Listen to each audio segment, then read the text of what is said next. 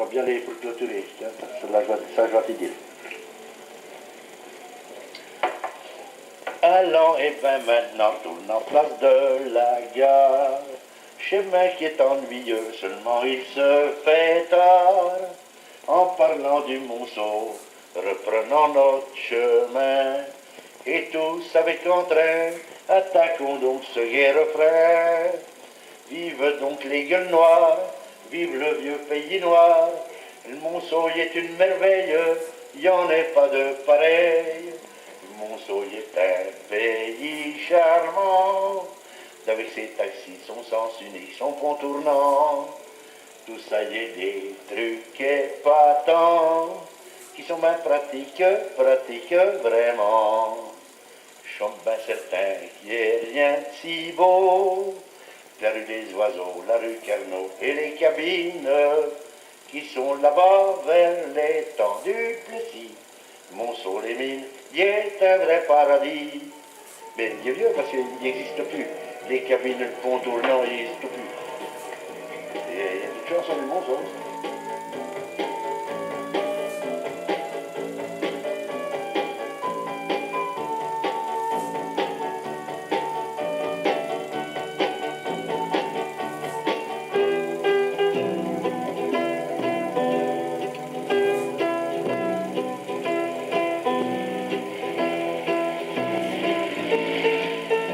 À Monceau-les-Mines, depuis 1970, des adultes retournent à l'école pour améliorer leurs connaissances et obtenir le CAP, certificat d'aptitude professionnelle. Ils suivent des cycles de formation organisés par le CEPS, Centre d'éducation permanente et de promotion sociale, du lycée technique de Monceau-les-Mines. Ils vont vous dire pourquoi ils ont pris la décision de retourner à l'école. Il y avait des marteaux, taboulets, des machines que sifflaient. Ils faisaient de la fumée et en foutant plein les yeux. Ils m'ont descendu dans un grand sillot, pendu au bout d'une grande ficelle. J'aurais pas donné dessous de ma pio quand ils ont viré la manivelle.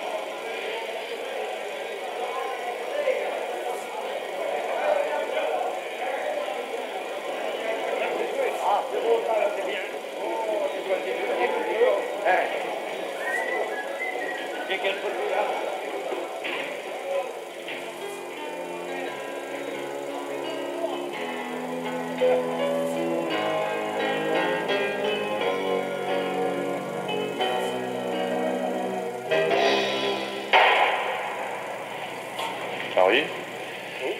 ce geste que vous venez de faire, vous l'avez fait combien de fois dans votre vie déjà?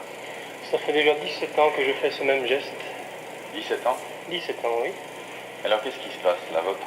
Votre lampe va se reposer, va se Elle va recharger. se reposer, oui. Elle va se recharger. Elle pendant combien de temps? Bien, elle va attendre 16 heures 16 heures? avant que je la reprenne. Il vous reste donc 16 heures maintenant à 16 après le heures de travail. repos, oui. 16 heures de repos. C'est ça. Et comment on se sent après 8 heures de mine, après 8 heures de fond? Un petit peu là, fatigué. On Ouais. est bien content de rentrer. C'est dur? Assez, oui. Et les 17 ans, ça pèse? Ça commence de peser, oui. On s'en rend compte maintenant. À quoi on se rend compte? Bien, on récupère plus de la même façon. On est un petit peu plus fatigué tous les jours. Ah oui. Mais vous dites que vous avez 16 heures de repos là. En fait, qu'est-ce que vous allez faire maintenant ces Eh 16 bien, heures? on a toujours quelque chose à bricoler à la maison. Elle est belle cette maison, Henri. C'est à vous? C'est à moi, oui. Vous y avez mis la main à la pâte encore? Oui, j'ai mis la main à la pâte, vous voyez. Qu'est-ce que vous avez fait là-dedans? Oh, quelques petites choses. J'ai fait passer un peu ma menuiserie, vous voyez. J'ai fait un petit peu de ciment, j'ai fait un petit peu de peinture. Vous savez faire tout ça? Je fais tout ça, oui. Vous n'avez pas appris ça au CEPS? Pas du tout, non, vous voyez. J'ai appris ça comme ça, sur le tas. Tout seul sur le tas? Tout C'est seul agréable? sur le tas. très agréable. Vous savez, quand on travaille pour soi, c'est très agréable. C'est une fatigue supplémentaire quand même, C'est une non? fatigue supplémentaire, mais qu'on prend avec le sourire. C'est votre façon de faire du sport? C'est ma façon de faire du sport, oui. On va aller la voir de plus près. C'est ça. Quand vous avez décidé d'aller dans ce sens-là, vous êtes décidé tout seul ou bien les copains vous ont aidé, vous y êtes allé à plusieurs? Eh bien, vous voyez, quand ce centre a démarré, on a eu des prospectus qui nous disaient venez à ce centre pour apprendre à vous débrouiller dans la vie. Alors, c'est là, on s'est dit bon, eh bien, on va aller voir ce que ça se passe. On va bien voir ce qu'on pourra apprendre de bon. C'est-à-dire, on nous a envoyé des prospectus, on a eu un tas de documentation. Je me suis dit, ben, pourquoi pas, on va essayer, on va voir ce que c'est. Oh, au départ, c'était pas terrible. Hein. Alors tout ça, il faut que ça soit toujours en parfait état mécanique. Ah oui, tout ça est en parfait état mécanique. À n'importe quel moment de la journée, de la nuit, on a besoin d'un véhicule, doit être capable de partir sans pépin ni rien. Et le responsable, c'est vous. Ah oui, absolument, je suis le seul mécano qui reste là au centre de cours. Et donc moi, Et lorsque vous avez votre CAP plus ce que vous avez fait au garage, là, ça vous a suffi pour faire le travail que vous faites maintenant, pour occuper le poste que vous avez maintenant? c'est-à-dire que non, justement, ça ne me suffisait pas. C'est d'ailleurs pour ça que j'ai été au CEPPS, quoi, pour passer ce deuxième CAP. On est dans la deuxième CAP. Ah oui, oui. C'est-à-dire que quand je suis rentré à la communauté urbaine, là, je ne pouvais pas être nommé mécanicien au P2 du fait que j'avais qu'un CAP. Il a donc fallu que j'aille à l'école pour pouvoir avoir ce deuxième CAP, pour pouvoir rentrer comme mécanicien au P2. Ah, il a fallu tout le faire, oui, tout. Repartir à zéro, naturellement. Tous mes livres, je les avais laissés tranquilles pendant 10 ans, quoi. Alors, il a tout fallu que je me remette à l'école, quoi. Les plus jeunes, en quel âge? Bien, les plus jeunes ont 26, 27 ans. 26, 27 ans. C'est ça. Et est-ce qu'il y a également des garçons qui sortent du CET, par exemple, qui ont raté le CAP, qui vont pas complètement, et qui recommencent au centre? Dans mon groupe, il n'y en a point. Mais il y en a au centre? Il y en a des qui font cela. Qu'est-ce que vous avez eu à la sortie du CET? Ben, pas grand-chose. J'ai loupé mon BEP. Et alors vous avez rien du tout? Ah non. J'ai mon certificat d'études, quoi. Qu'est-ce que vous avez comme qualification professionnelle alors dans l'usine où vous travaillez? Ben, je suis au OS2. OS2, c'est-à-dire pratiquement sans aucune qualification. Ouais, oui. Vous pensez que c'est mieux de recommencer tout de suite? Oui, parce que si on arrête quelques années, ça va être sûrement plus dur à se remettre dans le bain qu'en sortant d'école. Quel service après? Ah oui, dans 3 ans. Dans 3 ans pour vous? Hey, Il y a combien qui ont réussi le BEP? 7, Et vous êtes combien au centre? 3. Et les autres? Oh, ben, les autres, ils n'ont pas suivi. Qu'est-ce qu'ils font? Ils ont tout abandonné. Qu'est-ce qu'ils vont faire? Ben, je sais pas. Je pense qu'ils pensent peut-être reprendre après. Vous les voyez encore? Oh, encore quelques-uns, oui. Qu'est-ce que vous leur dites? Mais moi, je leur dis qu'il faut continuer. Parce que je pense que mieux vaut tard que jamais. Et eux, qu'est-ce qu'ils disent? Ils se moquent pas de vous? Oh non, pas de nous, parce que... Mais c'est peut-être un peu passer de courage, bien sûr, c'est dur. Après un poste, il faut tourner 2 heures en cours. C'est dur, mais... Maintenant, dans la vie, il faut... Sans examen, c'est quand même dur à arriver. Avec quel âge quand vous aurez le CAP? Ben, j'aurai 35 ans passés. Alors on peut passer un CAP à 35 ans, même si on a le niveau de... Si on a le certificat d'études en tout et pour tout. Ah oui, bien sûr. Il suffit de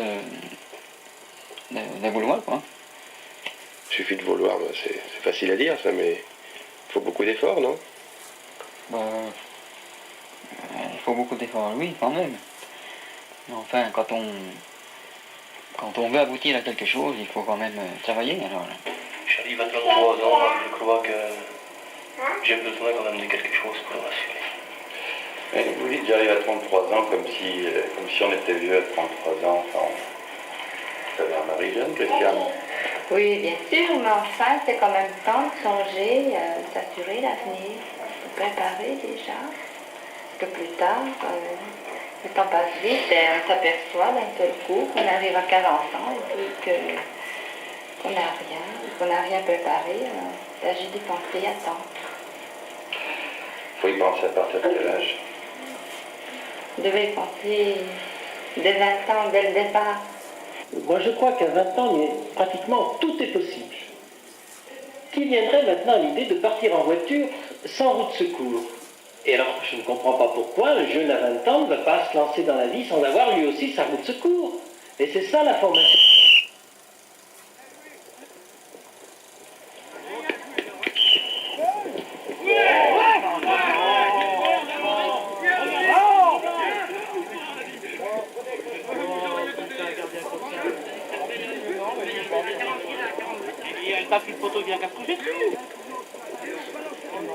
Ça court l'arbitre, dis donc. Mais oui, c'est-à-dire qu'il faut courir, il faut suivre les actions le plus près possible. Vraiment, c'est un cas de flagrant, c'est toujours embêtant, et une discussion, tout ça, c'est pas grave, il faut que ça soit clair et net. Vous n'êtes pas professionnel, l'arbitre? Qu'est-ce que vous faites la semaine? Ah bien, je fais comme tout le monde, je travaille. Robert, c'est l'arbitre, c'est l'adulte en formation au centre de promotion sociale ou c'est le mineur que j'ai encore besoin? Mais c'est les trois à la fois. Comment on peut arriver à concilier tout ça? Disons qu'il faut faire la part des choses et puis faire chaque chose dans son temps. C'est-à-dire le travail d'abord, bien sûr. Ça, c'est une obligation, il faut bien faire vivre la famille. Il faut la détente ensuite, puis il faut passer à l'avenir encore, par-dessus le marché. Est-ce que l'adulte qui veut se former doit être absolument un héros de la formation continue ou... Ah non, absolument pas. Non, c'est pas du tout ça. Il faut vraiment y penser, mais il ne faut pas faire que ça. À quoi vous occupez vos loisirs finalement maintenant? Enfin, le peu qui vous reste, parce que... Ce qui nous reste, pour les enfants.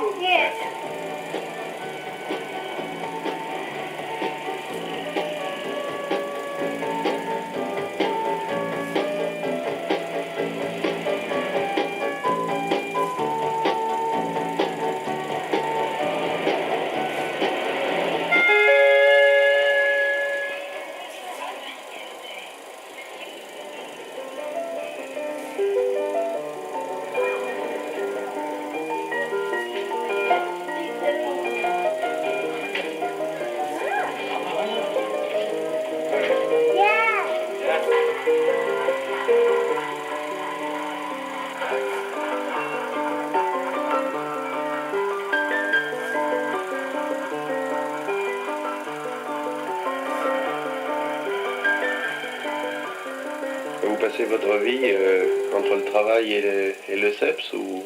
Ah, nous, on a des samedis, Qu'est-ce que vous faites? on a des dimanches. Qu'est-ce que vous faites? Et on sort, on va au bal, on s'amuse un peu, il faut bien. Vous faites pas que ça? On joue au boule. Vous jouez au rôle? On joue au boule, oui. À la Lyonnaise? Allez, Qu'est-ce que vous faites? je suis tireur en premier. Vous jouez souvent au boule? Ouais. Aussitôt j'ai un moment de ville. Alors finalement, on peut arriver à se former, enfin, tout au moins à reprendre des études sans abandonner les boules, les balles, etc. Oh non, il n'y a pas la peine d'abonner le sport pour suivre des études.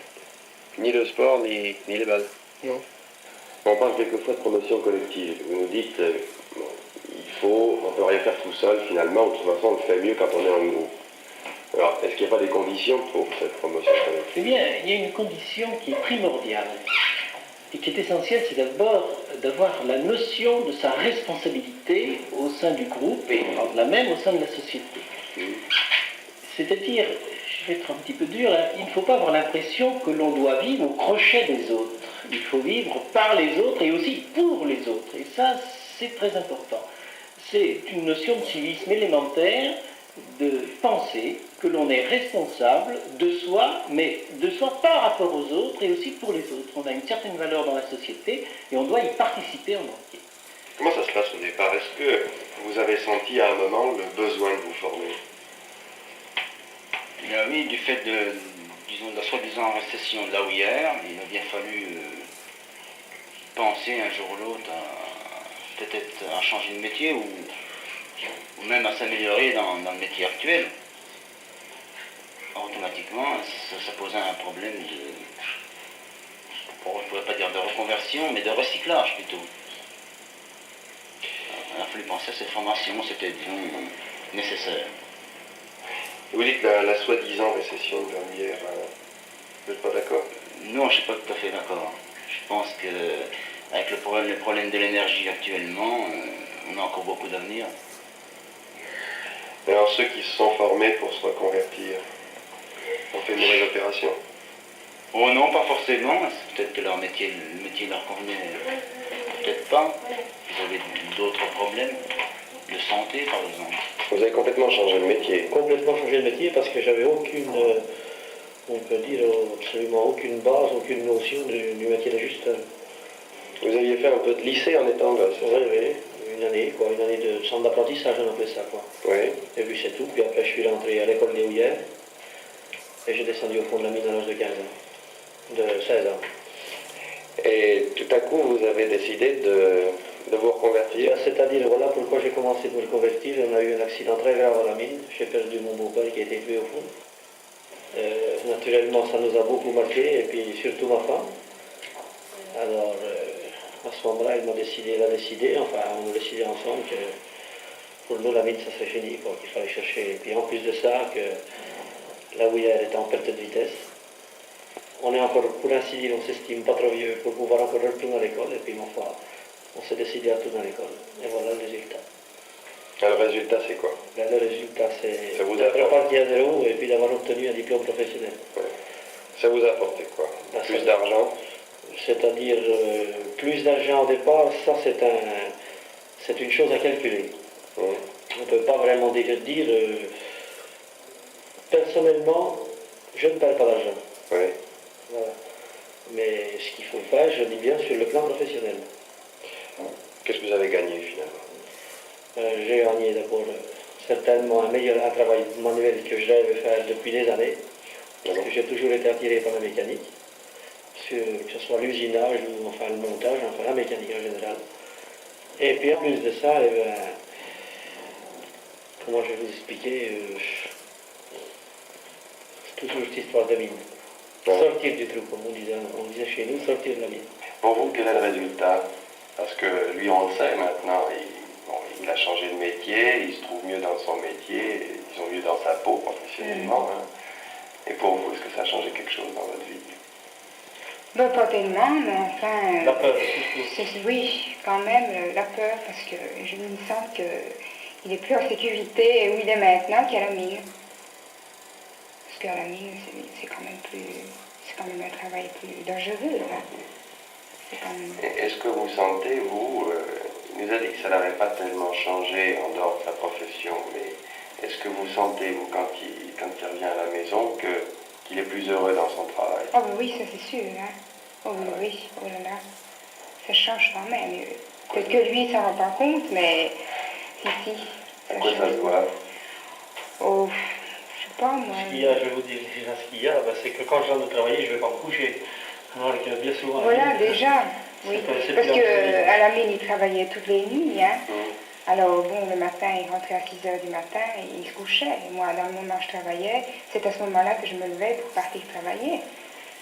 Alors, on se voyait, pour ainsi dire, pas. Est-ce que vous sentez vraiment le besoin d'avoir une qualification?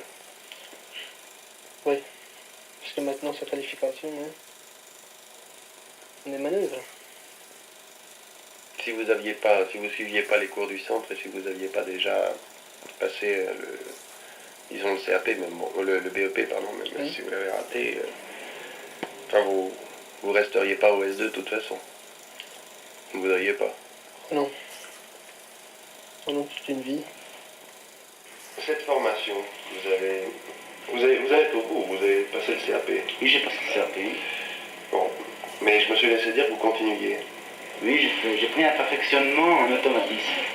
Parce que je considère qu'un électricien, disons, d'avenir, ne peut pas oublier l'évolution de la technique, c'est-à-dire l'automatisme. C'est vraiment nécessaire, c'est un complément à un CAP d'électricien. Alors l'éducation permanente, pour vous, c'est vraiment quelque chose qui ne s'arrête pas? Vous allez continuer encore après? Oh, je pense pas, il faudrait bien s'arrêter un jour. On ne va pas être écolier jusqu'à la retraite quand même. Il faudrait un jour s'arrêter. Au départ, je savais tout à fait, le premier jour de l'inscription au CEPPS, je savais que j'allais vers un diplôme de mécanique en option A. Donc, Pour avoir une idée au départ. Voilà, j'avais une idée, et le premier jour, je savais, quand j'ai eu les inscriptions, j'ai rempli la feuille, je savais ce que je voulais faire et dans lequel but j'allais. Et est-ce que on se forme, on doit se perfectionner, d'après vous, uniquement si on est obligé de se reconvertir? Non, absolument pas. La formation professionnelle, la formation permanente n'est pas faite dans ce but-là. Hein. La formation, c'est pas une... Moi, j'ai choisi ce truc-là pour la conversion. Est-ce que ça vous apportait autre chose que la reconversion? Oh, ben oui, ça naturellement. Hein. Parce que, écoutez, voir au départ, je n'aurais jamais pensé, d'abord au départ, vu le niveau des cours, que je serais arrivé au bout. Est-ce que vous êtes un autre homme? C'est-à-dire, est-ce qu'en dehors des nouvelles qualifications professionnelles que vous avez, est-ce qu'il y a des choses que vous faites que vous ne faisiez pas avant? Ben, c'est-à-dire dans le métier, oui. Et en dehors du métier? Oh non, j'ai pas changé. L'école, c'est la maîtresse, c'est le maître qui est sévère, qui est sur un bureau, qui est un petit peu, si vous voulez, le maître fouettard. Eh bien, il faut lui donner une autre idée de l'école. L'école, c'est pas ça en réalité. L'école, c'est autre chose. C'est une aide. Hein.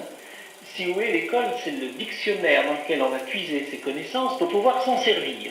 Hein. C'est quelque chose qui doit être à la portée de la main et toujours ouvert. Hein. On ne demande pas aux gens de savoir le dictionnaire par cœur, mais du moment que l'on sait que l'on fait avoir quelque chose à apprendre, eh bien on sait où le trouver. Est-ce que vous avez dans votre famille ou dans vos amis des jeunes que vous connaissez qui n'ont pas cette attitude adulte justement par rapport à la formation? Ah oui, j'en connais énormément, dans la famille et dans les amis, ça j'en connais énormément. Mais il y en a qui ne veulent pas franchir le pas de cette formation. Ils ne veulent absolument pas entendre parler de l'école. Alors que ce n'est pas l'école traditionnelle, c'est vraiment autre chose. Qu'est-ce qu'il faudrait pour leur...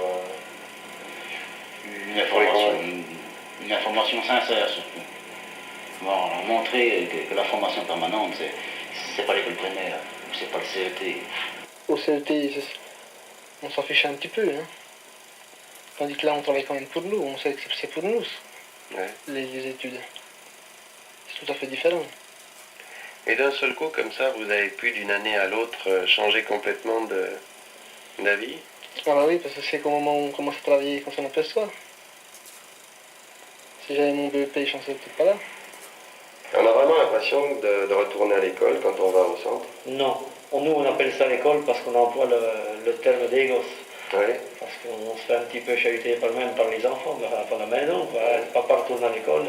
Mais pour nous, c'est pas l'école. Ça devient presque un plaisir. Quand on est dans l'engrenage, on ne peut plus s'en aller. Et Laurent, il le sait que vous retournez au centre pour continuer à apprendre C'est ça, il le sait. Alors il se demande ce que je vais faire, il me demande des fois si j'ai une récréation, si j'ai envie de piquer. Ah oui. Il voit son école, alors il pense que je fais la même chose. Vous êtes nombreux? On est 11. Ben c'est plus ou c'est moins que vous étiez au CET? Ah ben c'est moins. Au CET, on était 28. Ah bon? C'était moins bien? Oui, c'était moins bien. Qu'est-ce qui était moins bien? Ah ben, au CET, c'était l'école. Il y avait le professeur, on était tenu à faire ce qu'il nous disait. Et là, il n'y a plus d'école? Ah ben non, c'est pas vraiment de l'école. C'est de l'école adulte. Le professeur devient presque un élève. Nous avons un professeur qui est là pour nous guider. C'est nous-mêmes qui découvrons le travail. C'est nous-mêmes, pour ainsi dire, qui le guidons. Il intervient comme un moment critique pour nous expliquer et pour nous mettre sur la bonne voie. Parce que ce qu'on a connu quelquefois à l'école ou au collège, c'est... Il y en a quelquefois de l'amitié pour un professeur, mais c'est un petit peu l'amitié qu'on a pour son père. C'est pas la même chose, là. Pas du tout. C'est un copain. Ben, ça devient des copains parce que ces gens-là, ils sont comme nous. Ils sont dans l'engrenage du CEPPS. Et puis on a l'impression, au départ, ils nous ont tellement mis à l'aise qu'on n'a pas l'impression d'avoir un professeur devant nous. On discute des choses, enfin, des cours, tout. Et puis, certaines fois, dans la discussion, ben, ma foi, on change un peu le sujet. Alors là, c'est pas véritablement l'école, parce que si c'était véritablement l'école, eh ben, ça ne tiendrait pas. Quelle est la différence essentielle, à votre avis, entre le centre, entre le CEPPS et l'école, en général? la liberté déjà. Sous quelle forme? On est beaucoup plus libre de dire. Aussitôt qu'on n'a pas compris une chose, on arrête tout de suite. Tandis qu'à l'école, on ne pouvait pas quand même se permettre. Étant donné qu'on était 28. Oui. Si à chaque fois on était obligé de recommencer tout, on n'aurait pas l'idée. Pendant les cours, c'était agréable plutôt, parce on était avec des gens d'abord qu'on connaissait pour la plupart, et puis les professeurs nous mettaient dans l'ambiance tout d'abord, et puis au bout de quelques séances, on se faisait plutôt des copains. Les relations étaient vraiment rapprochées, c'était vraiment des copains. On n'était plus du tout comme à l'école primaire, le maître d'un côté, les élèves de l'autre, c'était plus ça. Il n'y a aucune discipline. Vous travaillez par vous-même, vous travaillez pour vous. On ne vous oblige pas de faire ceci ou cela. Par la suite, on est obligé d'y revenir. Mais voyez, un jour que vous êtes plus ou moins disposé, vous ne le faites pas, vous le laissez. Personne ne vous dit rien? Personne ne nous dit rien. Et c'est pas pour cette raison qu'on nous laisse faire, qu'on passe sur cette chose. On y vient tout doucement. Ah oui. Mais alors, comment ça se passe? Alors, c'est vous et puis vos 7 ou 8 collègues là qui décidez ce que vous allez faire tel jour? Bien, vous savez, au départ, on n'a aucun programme. Comme en mécanique auto, on se penchait sur un moteur, mais c'est par la suite qu'on a vu qu'on avait quelques petites difficultés. Alors c'est là que notre professeur s'approchait de nous, puis il nous faisait cette partie théorique qui nous manquait. Tandis que si c'était l'éducation nationale, on passait d'abord par cette théorie, qui est des fois bien ennuyeuse pour une personne. Ça vous paraît mieux comme méthode? C'est bien mieux. Pour le temps, c'est-à-dire que par exemple, est-ce que vous vous dites il faut qu'on ait fini dans 6 mois? Pas du tout. C'est le formateur qui voit avec l'animateur et les auditeurs si on peut arrêter ou si on doit continuer. Ah bon? Par exemple, en mécanique auto, on a terminé une année, Ouais. on a recommencé l'année après. C'est bien? C'est très bien. Il faut que toute l'équipe, vous voyez, ça se passe en équipe. Il faut que toute l'équipe soit prête à sortir ensemble. On rentre ensemble, on sort ensemble. Vous êtes arrivé au bout du système, puisqu'on vous a vu avec vos collègues là, dans le journal, vous étiez photographié. Oui. C'était la première promotion qui sortait du centre. Oui, c'était la première fois qu'on donnait des CAP. C'est pas la première fois qu'on donnait des CAP tout de même. Des CAP par unité capitalisable. Ah bon. Vous pourriez nous expliquer un peu ce système, parce que c'est-à-dire que c'est particulier par rapport aux autres CAP. C'est-à-dire qu'on fait ça par unité. Oui. Alors, le programme du CAP est fait en plusieurs unités, disons par exemple français, mathématiques, électricité générale, technologie, il y en avait 9 comme ça. Alors on peut choisir l'ordre, il n'y a pas d'ordre bien défini, on peut choisir l'ordre. Ou alors on peut par exemple, celui qui se sent capable dans une unité quelconque, peut demander un petit examen, ce qu'on appelle un contrôle direct. Alors pour vous, comment ça s'est passé? Vous avez commencé il y a combien de temps? J'ai commencé au début de la formation permanente, à l'ouverture, tout à fait à l'ouverture, le 6 mars 70. Oui. Alors on a débuté par une unité de mécanisme technologie, Oui. qui s'est parfois bien passée, mais naturellement que par la suite on a trouvé beaucoup de choses à modifier sur cette unité, parce que surtout pour nous qui on peut appeler les anciens maintenant, il y avait beaucoup de choses à changer dans cette unité. Après, on a fait les... Ah, allez-y. Non, je ne sais pas, je continue. Oui, après, on a donc choisi l'unité mathématique, en même temps que le dessin industriel, en même temps que la législation. C'est-à-dire, on a mené 3 unités de front la deuxième année. On parlait d'unité, qu'est-ce que c'est que ce système? C'est pas le système traditionnel. Ah non, c'est le système d'unité capitalisable. C'est bien pour un adulte, ce système? Ah ben, c'est indéniable, parce que là, si on est honnête, on ne triche pas avec soi-même. C'est-à-dire, on fait son unité, on la prévoit, il y a un petit planning de travail qui vous permet de réaliser l'unité soit dans 6 mois, soit dans 1 an. Si au bout d'1 an, on estime personnellement qu'on n'a pas acquis ce qu'il fallait pour pouvoir avoir l'unité, on continue. Et si au bout de 6 mois, vous pensez être au niveau, vous pouvez demander à ce moment-là, si on estime qu'on est au niveau, d'après le programme qui est établi, on demande un contrôle direct d'unité, et alors là, on passe un genre d'examen. qui reflète le niveau de l'unité lui-même, et puis ma foi, si on obtient cet examen, ce contrôle direct, on nous délivre l'attestation. C'est vous qui choisissez au départ l'unité que vous allez préparer?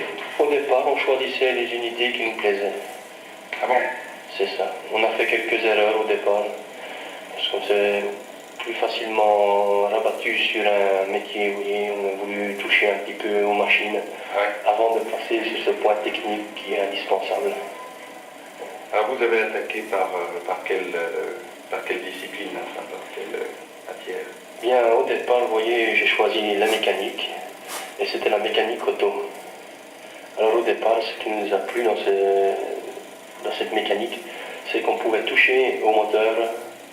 Alors c'était formidable parce qu'on pouvait démonter, remonter, voilà, tout ça, c'était formidable. Et comment est-ce qu'on peut prendre plaisir à l'école? Parce qu'on s'aperçoit quand même qu'on découvre des choses pour soi-même, et puis dans ce qu'on prépare, dans l'idée qu'on prépare, pour obtenir le résultat qu'on cherchait. On s'était fixé, comme moi je m'étais fixé au départ un CAP, un diplôme.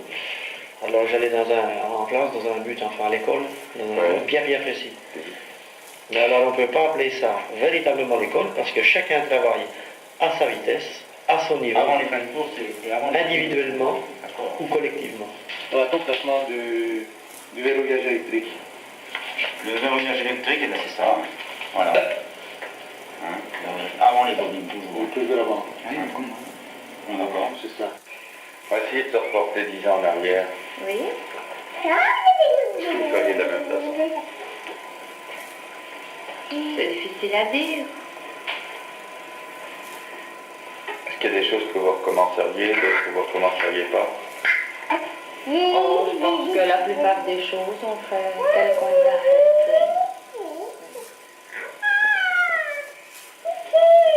Vous aussi, Henri? Exactement. Vous savez, avec l'évolution de la vie moderne, on est pratiquement obligé de se sacrifier. Comment vous allez expliquer ça, Laurent? Je pense qu'il est suffisamment grand pour comprendre qu'on a besoin de se battre dans la vie. Il le sait déjà, vous pensez? Il y a certaines fois, oui. On dirait qu'il le comprend. D'autres, il l'oublie. Il doit être fier de son papa. Non, je pense pas. Pas du tout.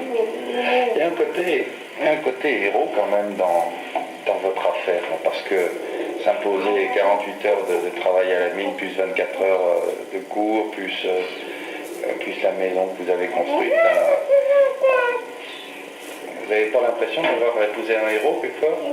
Oh non, quand même pas. Non. Non, mais enfin, un garçon courageux, oui, c'est sûr.